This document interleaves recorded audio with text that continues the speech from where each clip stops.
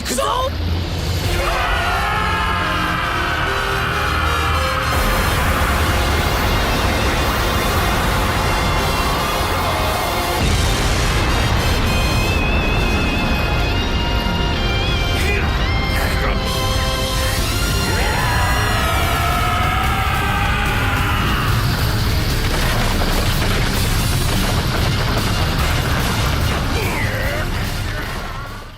Salut les devins, c'est Saikyo. L'épisode numéro 19 de l'anime promotionnel Super Dragon Ball Heroes est sorti aujourd'hui.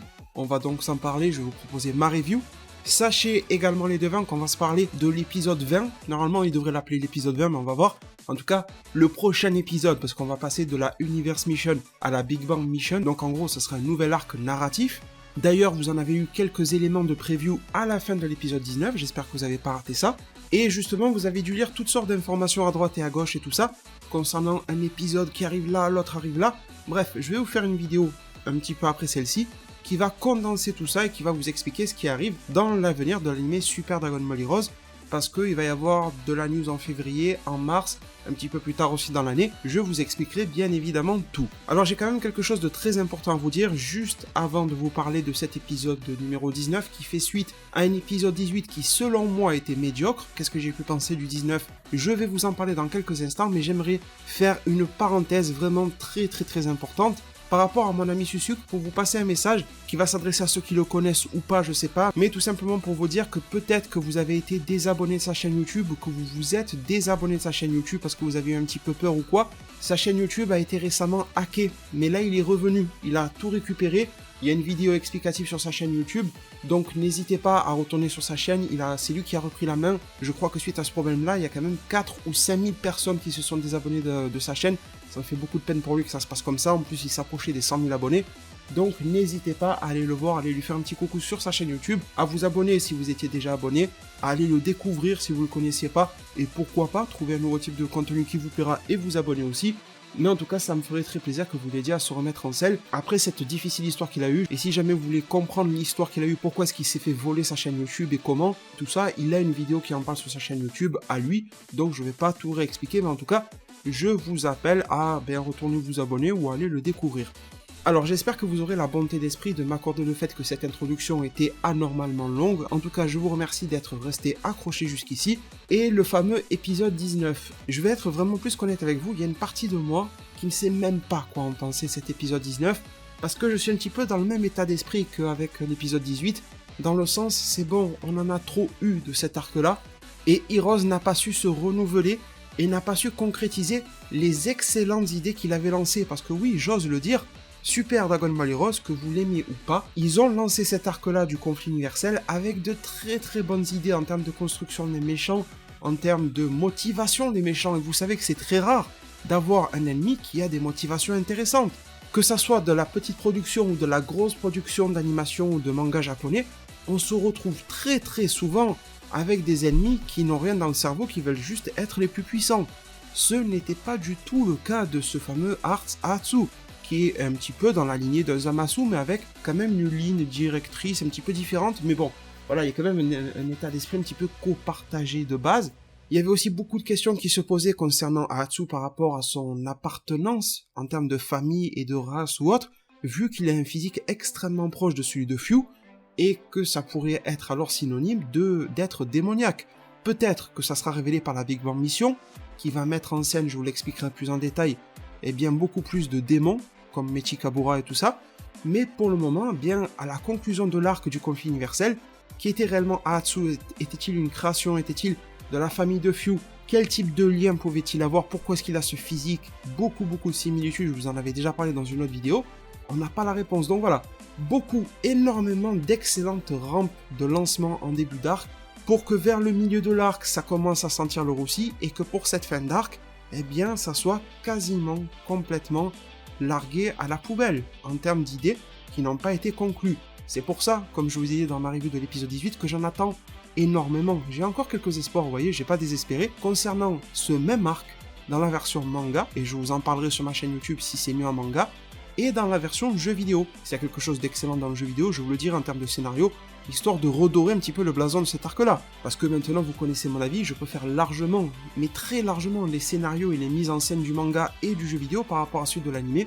C'est dommage, un anime est quand même là pour sublimer. Bien qu'il soit un anime promotionnel, il pourrait aussi sublimer ce qui se fait en termes de scénario ou même d'action. Malheureusement, c'est pas réellement le cas. Encore que, faut quand même être honnête, les devins, dans cet épisode 19, même si l'animation était loin des tops ou des standards, etc., que l'on peut trouver sur ce qui se fait de mieux dans le Dragon Ball moderne, on était quand même très loin. C'est pas parce qu'il y a Gogeta et que les auras pètent un petit peu aux yeux que de suite faut s'extasier et dire que c'était magnifique. Non, techniquement, c'était pas extrêmement réussi. Il y a quand même de très beaux plans sur du Gogeta ou autre. Et voilà, tout n'est pas moche, mais tout n'était pas excellent. Et cet épisode-là n'a pas mis la barre d'animation extrêmement haute, soyons honnêtes. Mais quand même, ce qui a sauvé l'épisode, c'est que l'on a eu quelques scènes d'action assez intéressantes, comme la boule de ki au départ de Gogeta, qui au final, on pouvait s'attendre à ce qu'il one-shot l'espèce de météorite de Hatsu.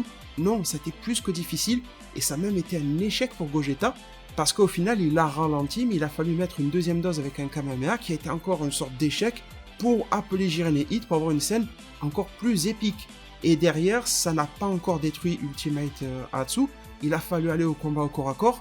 Donc quand même, en termes d'action, on a eu un beau petit lot, je trouve, dans cet épisode-là. On a eu quelque chose qui a monté crescendo. On n'a pas eu Gogeta qui a one-shot son ennemi, ni l'inverse d'ailleurs. Toujours pareil, je sais que je radote et que j'ai l'air d'un vieux con en vous disant ça, mais quand on voit à quel point Gogeta lui-même, Gogeta Blue, galère face à Ultimate Hatsu, il a vraiment galéré, hein.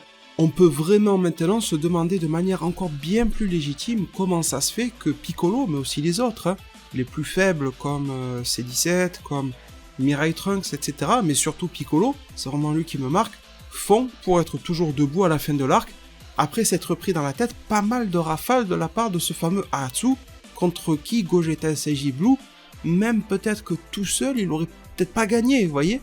Là, il y a quand même de quoi faire grincer des dents. Alors, vous avez été nombreux dans un commentaire la semaine dernière ou il y a 2 semaines à me dire « Oui, mais Hatsu se retient ». Mais au bout d'un moment, à force de marteler les sous-fifres comme Piccolo entre guillemets, il y aurait bien eu un moment où il aurait fallu qu'il tombe. On parle d'un être soi-disant capable de tuer Zeno, face auquel on voit de nos propres yeux que même Gogeta, en SSJ Blue, a énormément de mal. Qu'il se retienne ou pas, au bout d'un moment, je pense qu'il y a un gap tellement énorme entre ces personnages-là, que déjà, ils auraient dû se faire one-shot, mais au bout de 3, 4, 5, 6, 10 shots, ils auraient dû vraiment tomber. Là, on n'est pas comme dans l'anime des VZ, où il y avait Végéto qui s'amusait avec l'énorme boule de ki de boue Gohan absorbé, pour lequel ça avait été relativement facile de la dévier, tout ça. On n'est pas du tout sur un cas de domination énormissime de la fusion Goku-Vegeta. C'est même une bonne idée en soi, d'ailleurs, d'avoir montré ça. On n'a pas un Gogeta qui perd, mais sans l'aide de Hit et Jiren, peut-être qu'il aurait perdu, allez savoir. Et même on a eu cette aide-là, il y a quand même Hatsu qui s'est plutôt bien démerdé. Donc belle idée d'avoir montré une fusion dans une situation un petit peu plus compliquée, parce qu'on a toujours eu l'habitude que ce soit Gotenks en termes de fusion qui ait ce rôle-là. Bon, on a eu aussi Kefla, et c'est pas exactement le même contexte, mais voilà, du côté de Végéto Gogeta, normalement c'est toujours un quasi sans faute, avec pourquoi pas une petite astuce comme sur Végéto à la fin, mais au final Végéto a laminé Boo, c'était juste que Végéto devait sauver ses amis qui étaient dans Boo, donc voilà. Donc ça venait contrebalancer, et forcément ça a mis à défaut Végéto. Donc voilà, j'ai quand même été content sur pas mal d'aspects, contrairement à l'épisode 18 qui était ridicule du début à la fin. Il y avait quand même de bonnes idées dans le 19, et là normalement vous devriez noter un paradoxe, quelque chose de très bizarre. Je vous ai dit qu'il y avait pas mal de bonnes idées qui avaient été lancées dès le début des Heroes mais qui n'ont pas été conclues. Alors en fait, il y a une question légitime qui se pose. Pourquoi lancer de nouvelles bonnes idées dans l'épisode 19 et les conclure dans le 19 alors qu'il y en a déjà qui étaient lancées dès le début de l'arc et qui n'ont jamais trouvé aucune conclusion. C'était peut-être le moment ou jamais de les conclure, plutôt que d'en lancer des nouvelles. Donc vous voyez qu'il y a beaucoup de questions, de paradoxes, de questionnements légitimes concernant les fondements de cet anime-là Heroes, en tout cas pour cette partie de l'arc conflit universel. Donc l'action était cool, j'ai beaucoup aimé certaines actions, coup de poing de Gogeta, le coup de pied qu'il a mis un petit peu comme il l'a mis sur Janemba, et il l'avait mis de manière un petit peu plus rapide, je sais pas si vous l'avez capté, face à Broly, il avait mis ce fameux coup de pied retourné, il en met un relativement similaire sur Hatsu, donc il y a des références assez sympas. Même à la fin, ce Gogeta un petit peu pensif face à son adversaire qui a eu une grosse remise en question. Ultimate Hatsu, là, niveau psychologie, ça a été retourné comme une crêpe à la Chandeleur. C'est-à-dire que du début à la fin, on avait l'impression d'avoir le gros méchant pour qu'au moment de sa mort, c'est une sorte de rédemption ultime. Il a le regard, le visage super heureux, hein, les limites, il est soulagé de mourir comme ça, en voyant le dépassement des humains. Enfin, c'est bizarre, quoi. D'ailleurs, on va se parler vite fait de la mort de Hatsu. Donc oui, il y a un effet de mort qui nous est montré là, on le voit vraiment se désintégrer. Et sincèrement, les devins, je ne pense pas prendre de gros risques en vous disant que l'on reverra Ahatsu. Et ça peut se faire dans l'anime, ça peut se faire dans le jeu vidéo, ou dans le manga, peu importe. Mais je pense, et je suis même convaincu à 99,99%, qu'il va revenir, malgré toute la mise en scène de mort. Et si certains d'entre vous dans les commentaires ont un petit peu d'expérience sur Dragon Ball Heroes, je pense que vous voyez très bien de quoi je veux parler. Dans Heroes, on a eu combien de fois, dans Dragon Ball Heroes et Super Dragon Ball Heroes, des adversaires, des ennemis, même des alliés, qui soi-disant étaient morts, disparus, désintégrés, tout ce qu'on veut, et qui finalement reviennent 1, 2, 3, 4, 5 arcs plus tard. Donc ça pourra prendre du temps, hein. Peut-être que Ahatsu reviendra que dans 2-3 ans. Je vous dis pas qu'il va revenir demain, mais je suis assez convaincu qu'il va revenir. Sinon, à part ça, les devins dans l'épisode, dans cette conclusion d'arc, je vous l'avais dit la semaine dernière, il y a beaucoup de choses qui ont été lancées et qui n'auront trouvé aucune conclusion. Les personnages secondaires totalement oubliés, qu'advient-il de Metal Golden Cooler, qu'advient-il de Kamba, de Lags, qu'advient-il de Piccolo, de la bande de la Terre. Bon, eux, c'est un petit peu moins important, on comprend ce qui peut leur arriver, tandis que Kamba, Metal Golden Cooler et tout, bon, qu'est-ce qu'ils font? Est-ce qu'ils sont en train d'œuvrer pour leurs petites actions? Est-ce que Fyu les a rappelés? C'est un petit peu compliqué, ça je suis sûr que le jeu et ou le manga va y répondre. Et d'ailleurs, il faut aussi se mettre en tête qu'un animé promotionnel n'a pas pour but d'apporter toutes les réponses, mais à contrario, je pense qu'un animé promotionnel se devrait de nous teaser toutes les questions, à défaut de ne pas apporter toutes les réponses, chose qu'il ne fait pas. Moi en tout cas, si j'étais un jeune enfant japonais, donc un client potentiel de Super Dragon Ball Heroes, si tu me fais un petit peu du teasing sur ce que devient Kamba Metal Cooler sans m'en donner la réponse, je vais tout de suite avoir envie d'acheter la carte éponyme et d'aller également jouer et de découvrir sur borne d'arcade là-bas, et bien tout simplement la poursuite de l'aventure de ces personnages-là. Mais si l'anime promotionnel, le marketing lui-même me le fait oublier, je n'ai pas réellement de raison d'aller découvrir son histoire. Après, bien évidemment, c'est pas ça qui entache non plus le succès commercial de la borne d'arcade Heroes, du commerce de cartes. Ça marche réellement extrêmement fort au Japon, donc c'est pas ma critique à moi, ni le raté de cet épisode-là, qui va venir faire baisser les ventes, je le sais très bien, mais mon but ici est quand même de vous partager mon avis avec un maximum d'honnêteté. Alors ensuite, et peut-être enfin, j'ai envie de dire, il nous reste encore quelques scènes à s'analyser ensemble. J'ai forcément, je pense comme vous, adoré le principe de l'action Jiren, Hit et Gogeta, bien évidemment, Gogeta Blue.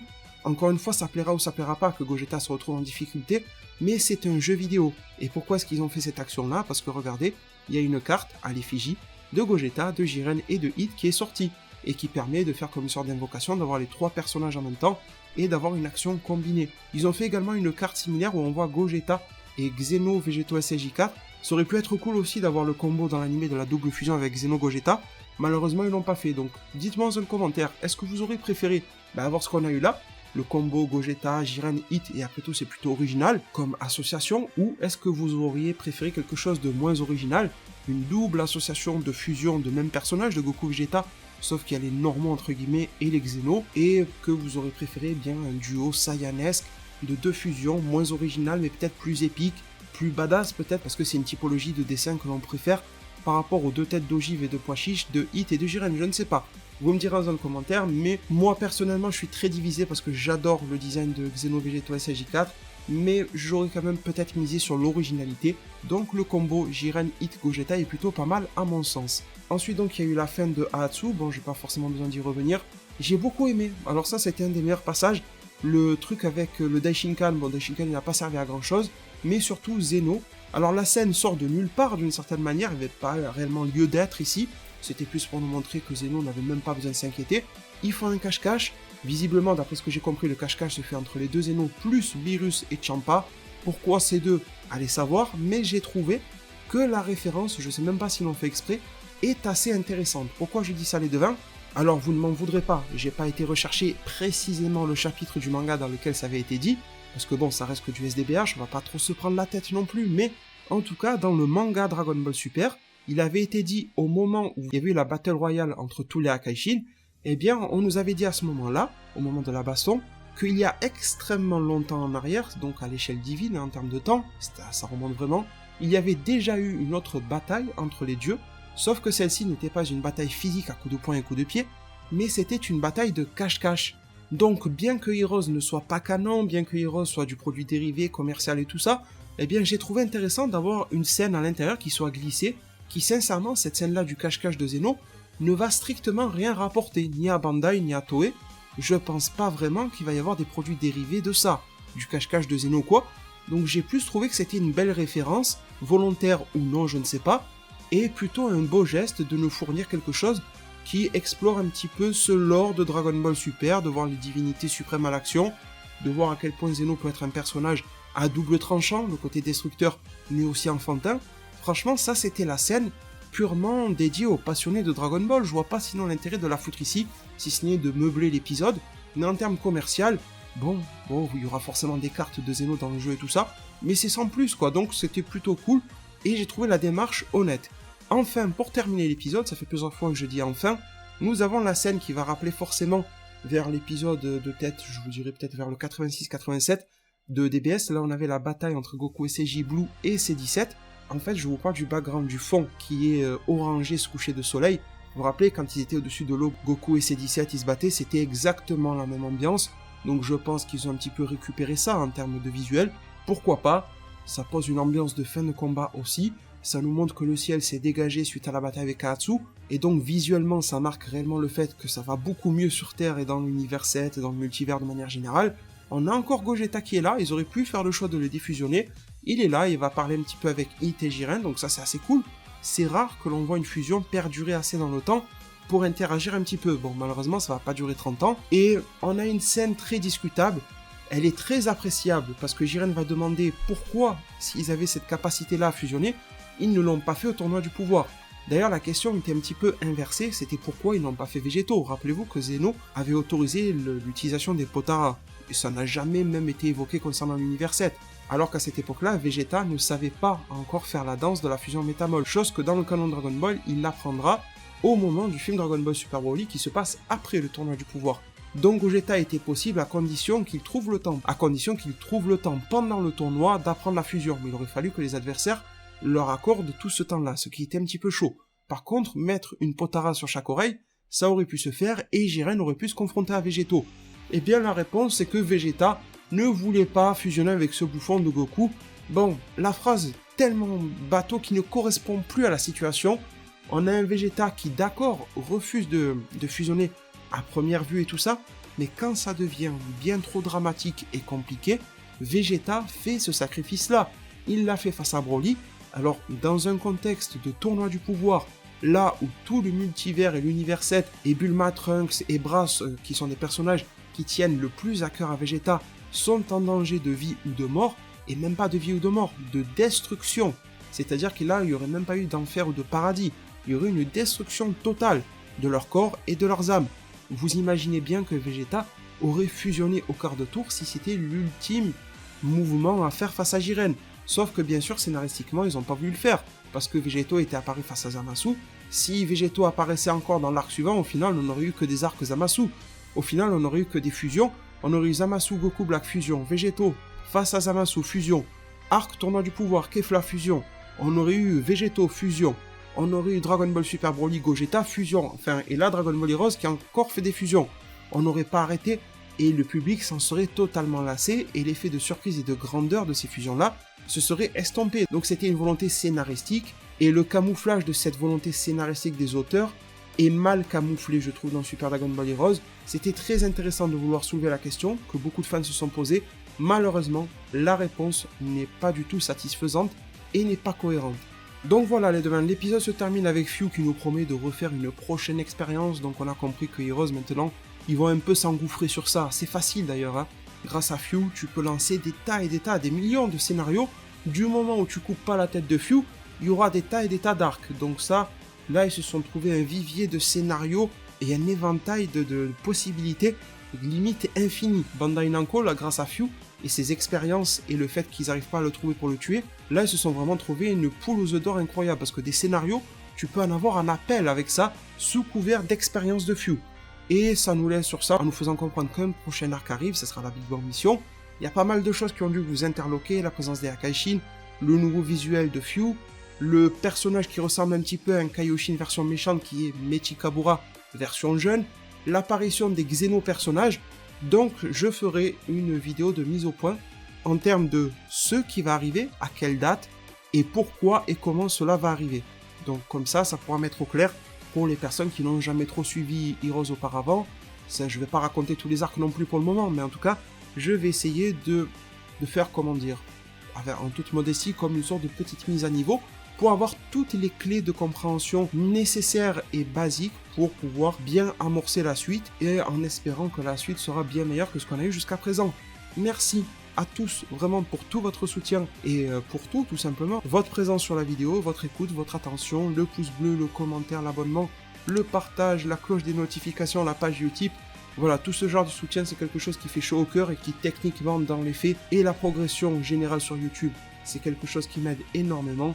Merci infiniment pour tout, prenez tous extrêmement bien soin de votre futur et à plus pour de prochains arts divinatoires.